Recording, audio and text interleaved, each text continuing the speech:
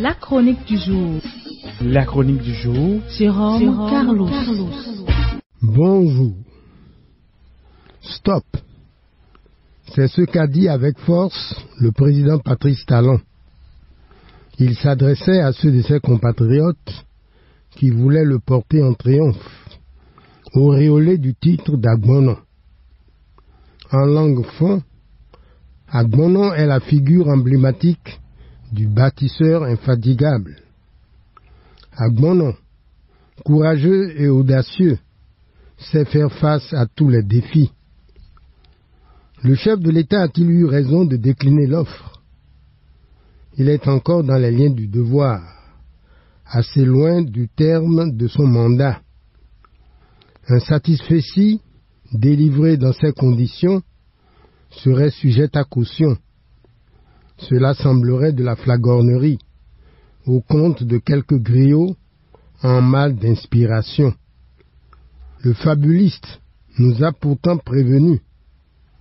Tout flatteur vit aux dépens de celui qui l'écoute. En démocratie, c'est le peuple qui investit du pouvoir suprême, confiant son destin au plus apte à défendre ses intérêts.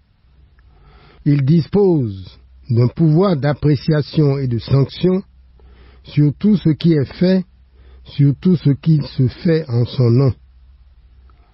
Le refus du chef de l'État d'endosser un boubou qui n'a pas été taillé par le peuple souverain fait un clin d'œil à ce précepte biblique: l'humilité précède la gloire. Proverbe 15:33. La grenouille qui veut se faire aussi grosse que le bœuf va au-devant de gros ennuis. Comme consigné dans le livre d'Ecclésiaste, vanité des vanités, tout est vanité. En fait, Agbonon est à tenir pour un mythe. Le dictionnaire définit le mythe comme suit. Citation: un récit fabuleux qui met en scène des êtres incarnant, sous une forme symbolique, des forces de la nature, des aspects du génie ou de la condition humaine. Fin de citation. Dans cette œuvre d'idées, Agbonon renvoie au mythe de l'excellence.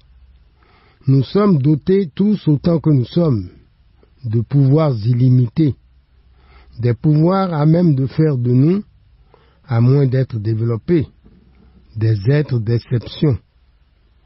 L'excellence n'est jamais automatiquement acquise, elle est toujours à conquérir, en ce sens que nous tendons notre vie durant vers l'excellence, synonyme d'accomplissement. Sur ce chemin de vie, dans cette course pour le meilleur, nous disposons d'au moins 3 boussoles. 1. Nos limites et nos freins. On ne réussit pas toujours à donner corps et forme à tout ce que l'on entreprend. Les frontières du rêve débordent souvent celles de la réalité. Pour autant, on ne doit pas cesser de rêver grand et tout en couleur. La route de l'excellence n'est pas un chemin de roses. Il faut compter avec des insuffisances et des défaillances.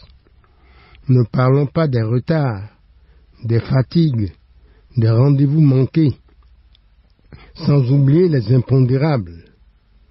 Il s'agit de ces 1001 choses qui n'ont pas de poids appréciable, mesurable, mais qui ont une incidence sur l'architecture d'ensemble d'un projet.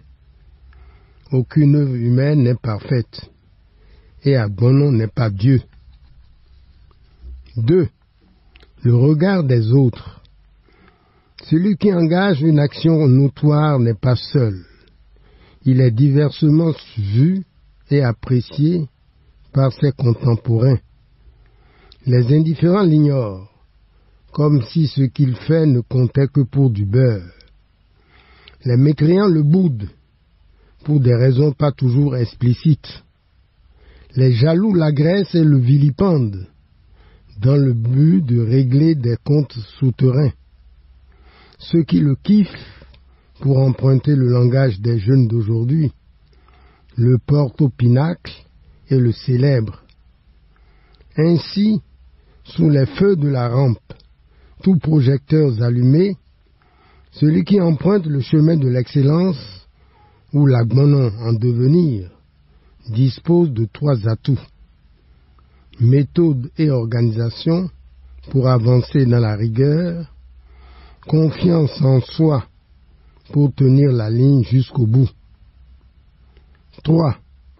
Le jugement de l'histoire. Quand les passions se seront apaisées, que les intérêts conjoncturels se seront tus, c'est la mémoire du temps qui juge en dernier ressort. C'est le jugement de l'histoire qui consacre quelqu'un à Agbonon, pour dire que nous sommes tous éligibles à cet honneur suprême.